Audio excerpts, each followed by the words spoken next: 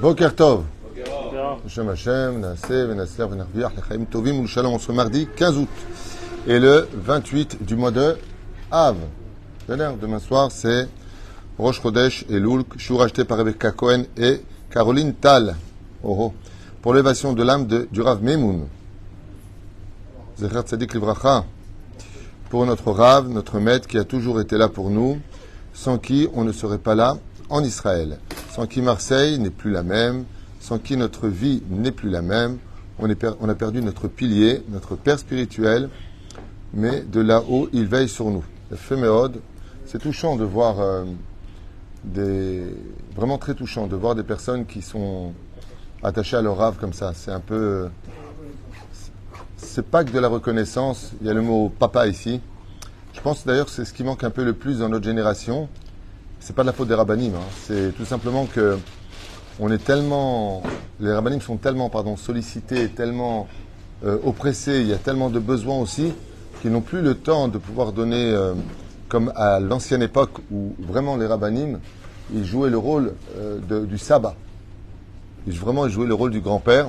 Ils étaient là avec un langage familial et non pas un langage dur. Et aujourd'hui, ça a un peu changé malheureusement. Tu vas avoir un rave, c'est question-réponse. C'est ce que je dis moi-même quand on m'appelle. Je peux pas. Question-réponse. Parce que j'ai beaucoup trop sur la tête, j'arrive plus à étudier. C'est compliqué. On a aussi besoin de se construire soi-même. Et c'est pas évident.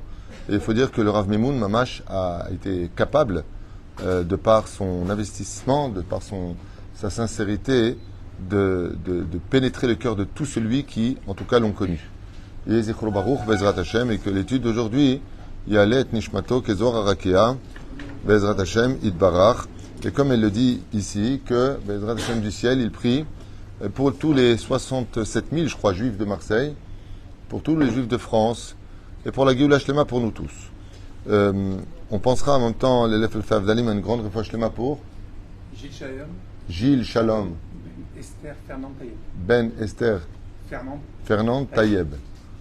בעזרת השם שקדוש ברוך הוא ייתן לה משאלות ליבה לעבודתה אנא אל נרף הנהלה אנא אל נרף הנהלה זכות התורה תגן בעדה ובכל אשר לחיים טובים משלום וכן יעשנו מרבן.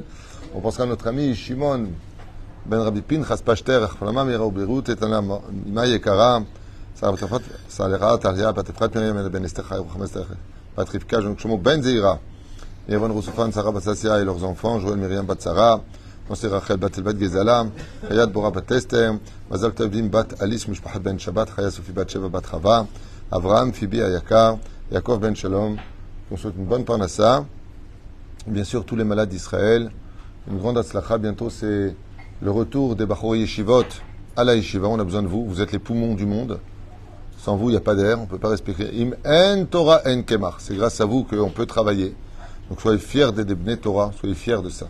Et ne tenez pas compte de la moquerie ou de l'ignorance des autres qui vous traitent de parasites ou autres. Chaz v'shalom. Bientôt, dimanche, c'est le retour d'Avrechim qui viendraient étudier en force un nouveau siman, Bezrat Hashem. Bezat Torah Shelanu, Beshem Hashem, Naaseh v'natzliach, en espérant que cette année soit Shnat Geoula. Amen. Amen. À ton mariage, Bezrat Hashem. Quel âge tu as, toi 15 ans. J'étais grand-père à 15 ans, je disais. Yeshua de Nechamot. Bezrat Hashem Yitbarach. Alors, le sujet que je voulais développer avec vous, avec l'aide d'Hachem, c'est jusqu'où va la responsabilité dans ce que nous vivons aujourd'hui d'Akadosh Baruch Hu. C'est un sujet très prenant, un sujet inquiétant, à savoir est-ce que Béhémet, Akadosh Baruch Hu, il a une part de responsabilité dans ce que nous vivons ou pas? Ou est-ce que Béhémet, c'est nous qui, en réalité, provoquons ce que nous avons. En d'autres termes, quand quelqu'un en a ras-le-bol, est-ce qu'il a le droit de faire comme il le fait tout le temps? Je vais vous donner deux exemples que j'ai connus récemment de deux femmes qui n'ont pas eu encore le privilège de se marier. Parce qu'elles ne se sont pas mariées, elles en veulent à Dieu. Donc elles ont tout jeté. Les jupes, elles sont en pantalon, jupes courtes, plus chomeret ni guia, plus rien. Mais ou freine, à partir du moment où, alors quelque chose bloque, on s'adresse à celui qui en a les clés, et d'une certaine façon, on a envie de lui dire, puisque tu ne veux pas m'ouvrir la porte de mon bonheur, moi je te fermerai la porte de tes volontés. Ce qui est une erreur extrêmement grave, parce que tu rajoutes de l'huile sur le feu. Bien au contraire. Mamash chaval me'od. On peut constater cela aussi dans les affaires, où j'ai connu moi-même plusieurs exemples de personnes qui étaient plus ou moins pratiquants, et qui, malheureusement, ou heureusement, on ne peut pas le comprendre pour l'instant, eh bien, ont pashto regel, ils ont déposé le bilan, et ils ont perdu leur argent. Eh bien, ce qui en est résulté, c'est qu'ils ont tout jeté, en disant, puisque Dieu, tu ne m'as pas aidé, tu ne m'as pas accompagné. Le pire, c'est qu'ils retournent la situation, en disant, en plus de cela, au lieu de dire, merci de m'avoir donné le mérite de donner de la tzedaka au yeshivot quand j'avais de l'argent, merci de m'avoir permis de pouvoir soutenir la Torah quand j'avais de l'argent. Merci d'avoir pu payer des familles qui fassent Shabbat. C'est-à-dire, ça c'est dans ta poche, personne ne peut te prendre. Ils regrettent. Ils ont tout perdu. Tout perdu. En disant, voilà, moi j'ai donné, et à quoi ça me sert? Aujourd'hui, j'ai plus rien. D'accord? Et à qui, ou devant qui, il se présente pour crier devant Hachem lui-même. Qui, on pourrait considérer comme étant mamash. Je dirais pas simplement la pire des erreurs. C'est la pire des horreurs de faire une chose pareille. Au contraire. Bien au contraire. La personne qui, là où elle est, là où elle se trouve, devrait se remettre en question, Bémet, devrait réfléchir un petit peu à tout cela. Il y a un Chabad, à l'époque de Gorbatchev, qui était en Russie. Et pour un peu illustrer tout cela, je vais raconter cette histoire. Il a été condamné à descendre en Sibérie. Sibir, on dit en hébreu Sibérie. C'est quoi la Sibérie? C'est un endroit où il fait un peu bord. C'est moins 50 degrés. Tu restes sur place plus de 5 minutes et ton pied n'est plus récupérable. Il faut constamment bouger. Quand il est arrivé en Sibérie, il était en enfer. Pachout, il était en enfer. C'est là. En enfer, il y a qui là-bas? Il n'y a que des démons. Les gens ne sont pas agréables. La vie est très très dure. Et quand il est arrivé, il s'est demandé comment il allait faire. Comment il allait faire pour surmonter une telle épreuve d'être jeté dans les cachots de la Sibérie. Mais sur la route, qu'il emmenait là-bas, il a raconté sur Chabad, après avoir été libéré, comment il a tenu alors qu'il est né dans des draps de soie. Quand quelqu'un vit en Afghanistan ou dans un bled perdu et qui se retrouve en Sibérie, bon, pour lui, là, il faisait chaud, là, il faisait froid, il n'y a pas de grande différence. Mais quand tu viens d'un monde où il y a une belle table de Shabbat, où tout est prêt et que tu es seul parmi des non-juifs hostiles, à vivre quelque chose d'aussi glacial, c'est très difficile. Et il dit qu'il a tenu grâce à un événement qu'il a vu. Et cet événement-là lui a donné la force de tenir toutes ces années, jusqu'à sa libération, après quoi il partit à New York. Il dit que quand il était là-bas, il a vu un cosaque, ou je ne sais pas comment on appelle ça, un russe en tout cas, qui était présent, et qui avait attaché d'un toit à un toit un fil, c'est-à-dire une corde comme ça, et qui gagnait son argent en demandant si les gens pensaient qu'il était capable de traverser en courant ce fil, cette corde. Donc les gens lui jetaient dans son chapeau, et lui, sans aucun problème, faisait l'aller-retour. Après, il demandait s'il était capable de faire cela en marche arrière, à une hauteur de 10 mètres. Les gens mettaient de l'argent, et, une fois de plus, ils étaient en train d'applaudir quelque chose qui, quelque part, pouvait occasionner sa mort. Dans le froid, il le faisait. La corde glissait, malgré tout, il le faisait. Et à un moment, il a fait monter sur le toit une brouette. Il a dit, est-ce que vous pensez que, en tenant la brouette, au lieu de prendre l'équilibre avec les mains, je pourrais, comme ça il raconte, traverser cette corde de plus de 15 mètres à faire? Il y en a qui lui ont dit oui, il y en a qui lui ont dit non. Ils ont mis l'argent dans le chapeau, et maintenant, lui, il est là-bas, il attend sur place, en train de bouger comme ça, en train de voir cette scène, et il le fait sans aucun problème. Il demande s'il pourrait le faire en marche arrière, en tenant en arrière un funambule. Et à ce moment-là, il y a une partie qui disent oui et une partie qui disent non. Alors lui, du haut de la corde, il regarde et dit, alors pour ceux qui disent que je peux le faire, est-ce qu'il y en a un qui veut monter sur la brouette? Alors ceux qui ont dit oui, ils ont fait 3 pas en arrière. Ah, je comprends pas. Vous avez dit que je vous ai montré, je vous ai prouvé par A plus B que je tenais sur une corde. Mais il n'y en a pas un qui a voulu monter. Alors quand il est arrivé de l'autre côté du toit, il a pris un enfant qui était tout emmitouflé comme ça dans beaucoup de manteaux, de fourrure, de peau d'animaux. Il l'a mis sur la charrette. Il a commencé à s'avancer, les gens ont mis beaucoup d'argent dans le chapeau. Les femmes se sont mis à crier et il s'est engagé avec la brouette sur la corde. Et voilà qu'il avance doucement, doucement. Et le petit, contre toute attente, à la hauteur où il était, le Chabad raconte qu'il voit le petit russe qui fait comme ça à tout le monde. Ouais! Ils n'ont pas compris. Le petit, il devrait hurler là où il est. C'est pas un petit, il a 6 ans. Il comprend qu'il y a aussi un danger. Il arrive de l'autre côté et il descend. Quand il est descendu, toutes les femmes se sont précipitées vers l'enfant, lui disant, mais t'es pas un peu inconscient? Comment tu peux monter dans une brouette sur une corde? T'as 15 mètres de hauteur, mais comment c'est possible? Quoi, t'as pas eu peur? Il lui a dit non, j'ai pas eu peur. Alors on lui a posé la question pourquoi, et c'est à ce moment-là que le Chabad il a entendu cette phrase qui lui a changé sa vie. L'enfant lui a dit, mon père il a mis 10 ans pour m'avoir. 10 ans. La chose qu'il aime le plus au monde, la personne qui mourra le plus rapidement au monde, c'est pour moi.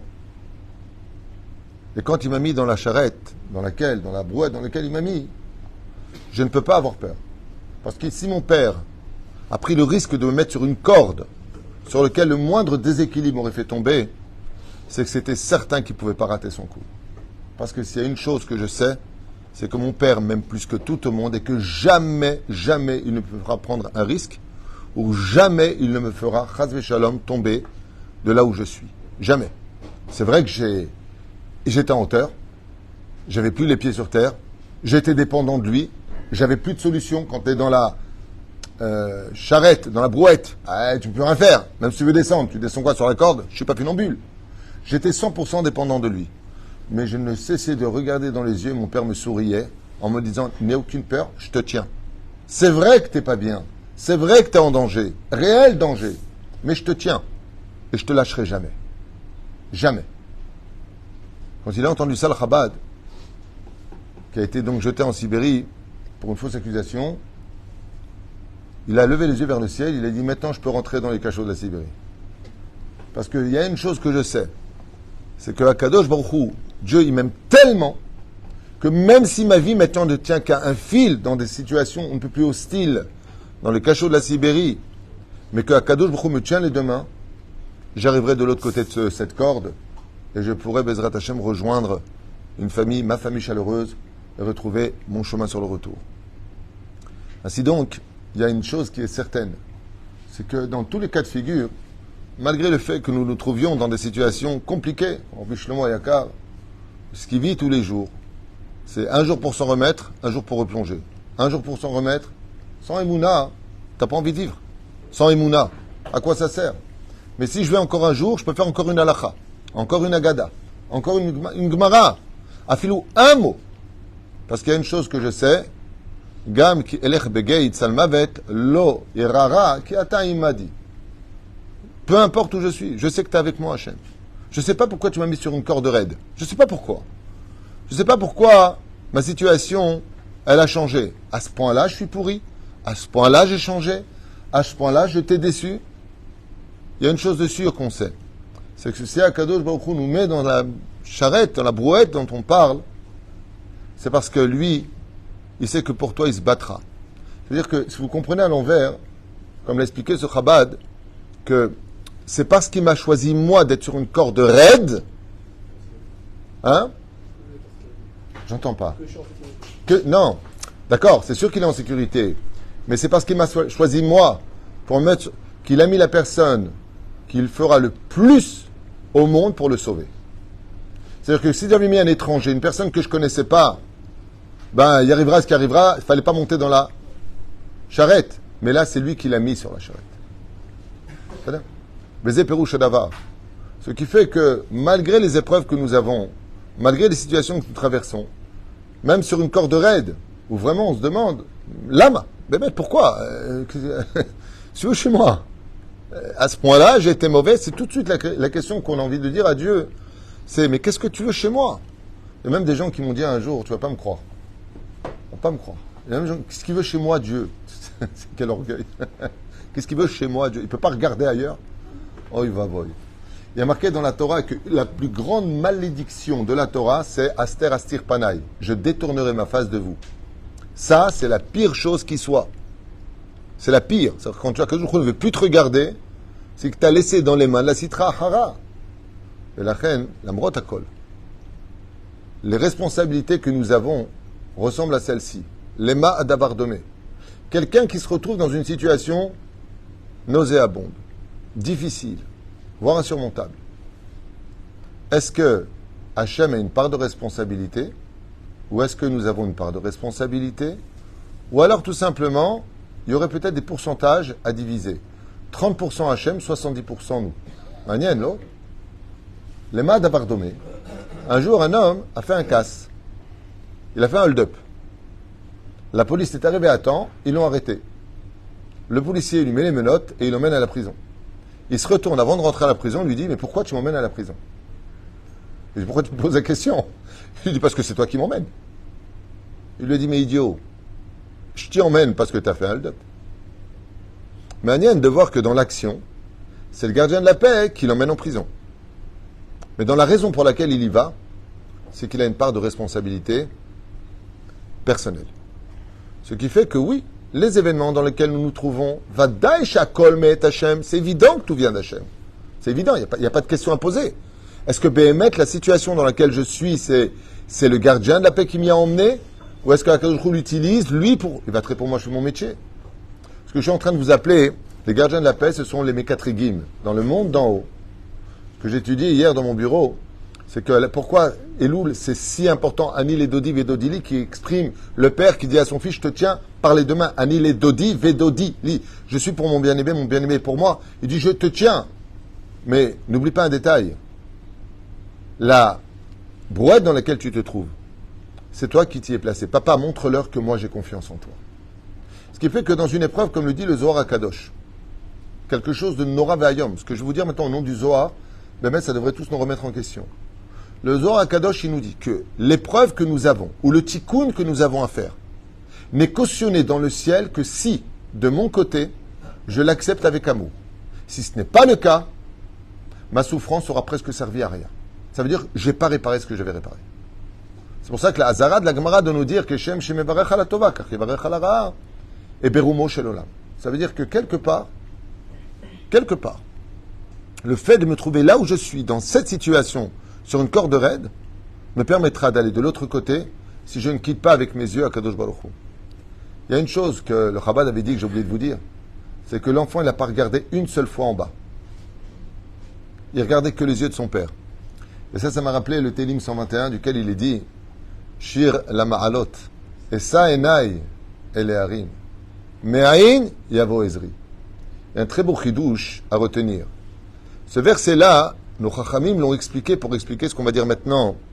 Mazé, Shir la Ma'alot, pas Shir ham Ma'alot, Shir la Ma'alot. Maintenant, je vais aller vers le lamed dans la grammaire veut dire aller vers une direction, même provenance. Lamed, direction. Quand on parle de Me'ain bata, d'où viens-tu? Le'anata oler, où vas-tu? C'est là, le lamed. Shir la Ma'alot, ça veut dire quoi? Maintenant, je vais chanter pour chercher à m'élever. Ouais. Regardez ce qui a marqué, c'est incroyable. Shir la Ma'alot, essa enai. Donc, je fais voyager mes yeux. Efo, ele harim, vers les montagnes. Alors, beaucoup d'explications. Quelles sont les montagnes? L'explication la plus connue, c'est Abraham, Yitzhak et Yaakov, qui sont appelés les montagnes. On parle des Avot Akdoshim, qui sont appelés les trois montagnes. C'est-à-dire, El et Harim, vers les montagnes. Meut, Rabim, Shtaim. Dans le cas échéant, Chazal disent Abraham, Yitzhak et Yaakov. Pourquoi? C'est magnifique, il y a un secret dans la Kabbale. Il dit pourquoi Abraham, Yitzhak et Yaakov? Parce que tout ce que te fait Dieu dans ce monde, que tu sois en haut ou en bas, c'est Chesed, c'est Abraham. S'il le fait, c'est parce qu'il fait justice, c'est Gevura. Pourquoi? Pour ton bien, Tiferet, harmonie. Pour que tu retrouves le sentier duquel le monde futur est devant toi, il faut que tu sois au centre de Tiferet, c'est-à-dire harmonieux vis-à-vis d'Hachem. Donc, qu'est-ce que c'est une épreuve? C'est quand le chesed rencontre le din pour te sortir d'une dette qui te rendra harmonieux pour entrer dans ton monde futur. On revient en arrière. Et ça, elle est harim. Me'ain yavo ezri. Et là, qu'est-ce qu'on dit? Et d'où va venir mon aide? Ça veut dire que si maintenant je demande de l'aide, c'est que je suis en difficulté. Donc comment je dois dire? Shir lama alot. Chaque fois que tu es en difficulté, c'est qu'Akadosh Baruch Hu veut t'élever de niveau. Il veut te monter au-dessus d'un niveau. Shir lama alot. Et ça, ena el harim. Me'ain yavo ezri. Tu veux surmonter l'épreuve. Akadosh Baruch Hu, il te dit, tu ferais mieux de faire profil bas au lieu de te révolter constamment contre moi, parce que tu n'as pas eu ta sucette, parce que tu n'as pas eu ce que tu voulais. Mais sache une chose, si tu es arrivé là-bas, il n'y a pas d'injustice. C'est Gevura. Akadosh Baruch Hu, c'est digne.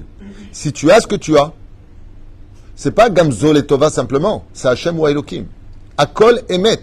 C'est pas parce que je ne sais pas, je ne comprends pas, je n'ai pas vu que la réalité n'existe pas pour autant. Car Dieu a tous les dossiers, ceux que toi tu ne connais pas.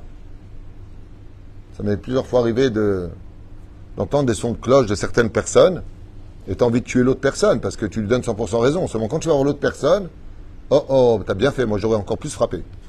C'est-à-dire que, attends, il y a un autre son de cloche. Mazé me'ain yavo ezri, eze chidush nifla. En réalité, Chazal, ils disent me'ain, virgule, yavo ezri, point d'exclamation. Si tu veux avoir des réponses face à l'épreuve, Aseh me'atzmecha me'ain. Mazé me'ain. Redémarre ta vie, qu'illou tu es redevenu un embryon. Me'ain. Mazé ain, c'est néant. Yavo ezri.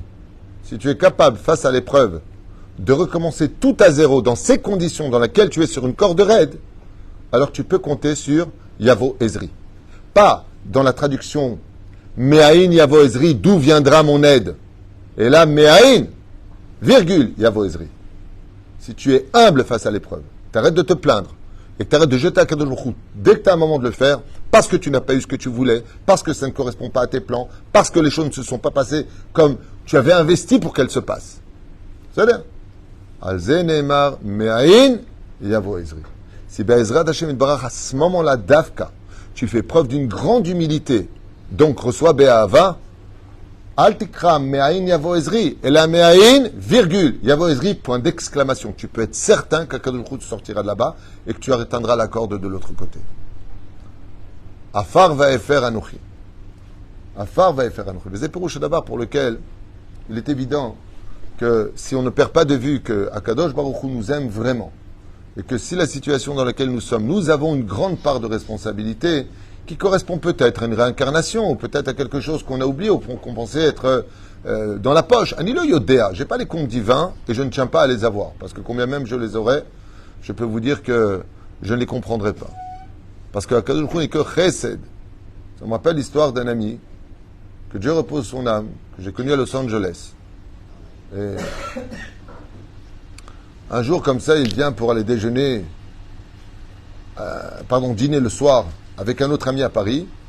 Et l'autre ami lui dit, écoute, je suis avec un très très bon pote, ça ne dérange pas qu'il vienne aussi manger avec nous. Il a dit, il n'y a pas de problème. Il s'assoit comme ça à table, et il parle. Midbarer, que la personne qui était venue en plus, prend la main de mon ami, et lui dit, demain matin, 7h, vous venez à l'hôpital Saint-Louis. Alors il dit, pourquoi? Il lui dit, je suis professeur là-bas, je suis dermato. Votre grain de beauté m'inquiète beaucoup. Il lui dit à 7h, 7h. Pas 7h01, 7h. Mon pote arrive là-bas, à 7h du matin, il a été immédiatement hospitalisé, c'était la maladie. C'était la maladie. Il a tenu 3 ans après. Alach lebet olamo. 3 ans. Il lui te rend compte, j'étais venu pour régler des comptes. Lui était venu pour voir un ami et régler des comptes avec lui. Lui a dit, ça ne dérange pas, j'amène quelqu'un. Pareil, en Australie, quelqu'un fait du surf, un requin vient et le mord. Vous avez entendu cette histoire, elle a fait tous les réseaux. C'est fait mort par un requin. C'est vachement sympa. Hein? En Australie, c'est un peu quelque chose de normal. C'est les risques du métier. Et le mec, il a béni le requin qui l'a mordu. Il lui a arraché un bout de la cuisse, il l'a béni. Pourquoi? Parce que quand il a été emmené à l'hôpital en urgence, il était à la veille d'une phase finale de la maladie, complètement inconscient de ce qu'il avait. Grâce au requin, il a pu se soigner. Très souvent, Akadosh Baruch Hu, quand il nous met sur une corde raide, c'est quand on arrive au bout de cette épreuve-là qu'on se rencontre que on en est ici et là. Je vais vous raconter une histoire personnelle qui me peine beaucoup. Vraiment beaucoup. Ce que je vais vous dire, c'est pas sympathique, mais c'est une histoire qui me tient à cœur. Ah. Il y a eu un conflit entre deux copines pour un mec. Ça arrive. Ça veut dire que avant il était avec celle-là, après il est passé à l'autre. Ça n'est. Malheureusement, c'est comme ça que ça se passe dans mon trilonie. Et les deux filles ne se parlent plus du tout. Pourquoi? Parce que l'une a tiré le khatan de son côté, et pour le faire, elle a malheureusement dit du mal de l'autre. Pour convaincre le khatan de venir vers elle. Compétition. Au lieu de laisser faire à Kadosh Baruch Hu, ne te vends pas. Reste à ta place. Vous savez, les phares, ils bougent jamais de place, mais ils sont lumineux, ce qui fait que tout le monde accoste chez eux. Et elle a fait beaucoup de mal. Ils sont venus me voir pour que je les marie. Seulement, moi, je suis un petit peu bizarre comme Rav. Je fais pas, bon, alors très bien, voilà comment ça se passait, quelle est la date, alors toi, tu rentres en premier, pour les brachot, il y a ça et ça. Pas du tout. Je regarde et je sens une atmosphère nauséabonde, un truc qui me plaît pas. Et je leur dis, comment s'est passée votre rencontre, que je sache en tant que Rav qui devait les marier. Et donc, ils m'expliquent un petit peu, et puis, comme ça, ouais, mais le fil, j'ai pas retrouvé. Le fil en aiguille, j'en arrive. Bah ouais, le fil en aiguille. Quand moi, je cherchais le mot fil, mais il venait pas. Alors, j'allais dire d'aiguille en aiguille. Je pose la question comme ça, et puis j'apprends cette histoire où elle me dit, ouais, vous croyez que je dois faire tchouva là-dessus parce que j'ai dit beaucoup de mal. J'ai fait du moti shemra sur elle, et ainsi de suite. J'ai regardé comme ça, je lui dis, non seulement vous lui devez des excuses, mais je ne sais pas quoi faire.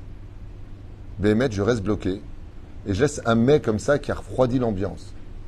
Je dis, c'est quand le mariage? Il me donne la date. Ok. Et pourquoi vous m'avez choisi moi pour vous marier? Ben voilà, mes parents regardent vos cours, on a déjà vu une choupa, très bien, chazak ou pas. À un moment, le khatam me dit, ça va? Je lui dis non. Non, ça va pas. Ça va pas, mais ça me regarde. Ok. Je regarde la femme et je lui dis, regardez, ce ne sera pas un mariage simple pour vous. Et je commence à lui faire la liste de certaines choses sur lesquelles il devrait faire attention devant le khatan. Et en même temps, je dis au khatan ce qu'il devrait faire aussi de son côté. Quand ils sont partis de là-bas, très heureux, Todara Barav Tuitou, on a remonté un peu l'ambiance. Eux sont partis avec le sourire, moi j'étais pas bien du tout. La main.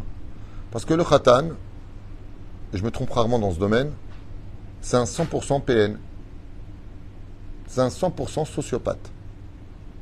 Manipulateur pervers narcissique. La fille elle est en train de se jeter, pas dans la gueule d'un lion, non, pas un crocodile, un dinosaure.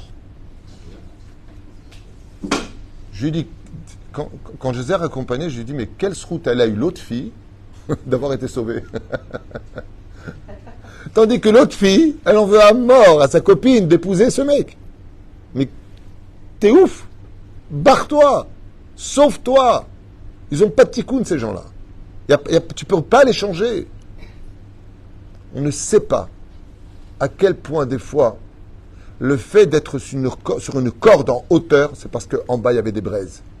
Et que Akadosh Baruch Hu veut éviter quelque chose. La reine, étant donné que d'un côté, on ne mérite, et je sais que le mot va être dur, je vais vous choquer, mais il n'y a pas d'injustice. Ça veut dire que si on l'a, c'est parce qu'on le mérite. Ben tirtse, ben lo tirtse, que tu veux ou pas. De l'autre côté, n'oublie pas un détail, c'est que même dans l'épreuve dans laquelle tu te trouves, si tu quittes pas tes yeux des yeux d'Hachem, de ton papa, d'Akadosh Baruch Hu, et tu dis pas, Hachem, tant que tu me tiens dans cette épreuve, tant que tu tiens la charrette, la brouette sur laquelle je me tiens, alors j'ai aucun problème. Même si mon équilibre il tient de toi, mais on sait une chose, Akadosh Baruch Hu, il peut jamais tomber.